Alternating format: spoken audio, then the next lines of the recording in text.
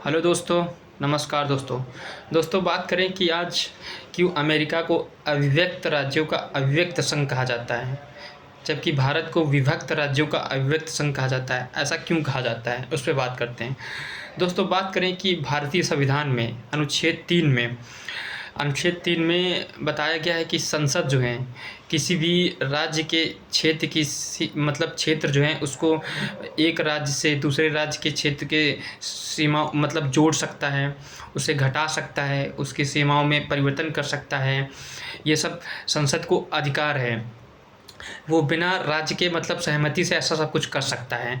दोस्तों होता क्या है कि ऐसा करने के लिए क्या होता है, जब राष्ट्रपति जो हैं कोई आदेश जारी करें और राज्य के विधानमंडल के पास वो आदेश जो हैं आदेश का मत जानने के लिए भेजता है, तो होता क्या है कि जो राष्ट्रपति जो विधानमंडलों के पास जो मत जानने के लिए भेजता है, वो राष्ट्रपति के लिए बाध्यकारी नहीं है कि अगर राज्य का विधानमंडल वो समय पर भेज देता है कि वापस करके कि हमारी सीमाओं में परिवर्तन होना चाहिए या नहीं होना चाहिए। फिर भी जो है जो राष्ट्रपति है, जो राज्य के विधानमंडलों ने जो मत भेजा है उसे मानने के लिए बाध्यकारी नहीं है।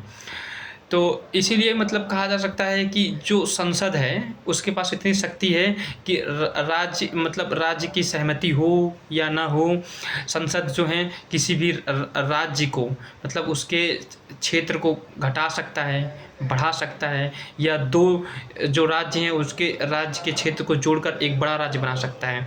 ऐसा वो संसद कर सकता है। इसीलिए भारत को क्या कहा जाता है, भारत को इसीलिए कहा जाता है कि विभक्त राज्यों का अविभक्त संघ है। मतलब संसद जो है अकेले मतलब किसी भी राज्य की सीमाओं में परिवर्तन कर सकता है, उसे घटा सकता है उसका क्षेत्र, उसे बढ़ा सकता है, ऐसा कर सकता है। इसीलिए भारत को क्या कहा जाता है, मतलब विभक्त राज्यों का अविभक्त संघ कहा जाता है। जबकि अमेरिका में ऐसा नहीं है। अमेरिका में होता क्या है कि अमेरिका में अविभक्त राज्यों का अविभक्त संघ क्यों बोला जाता है कि अमेरिका में वहाँ की जो संसद है राज्यों के बगैर सहमति से वहाँ ना उनके क्षेत्र में नाम परिवर्तन कर सकती है, ना उनके क्षेत्र में किसी क्षेत्र को बढ़ा सकती है, ना घटा सकती है।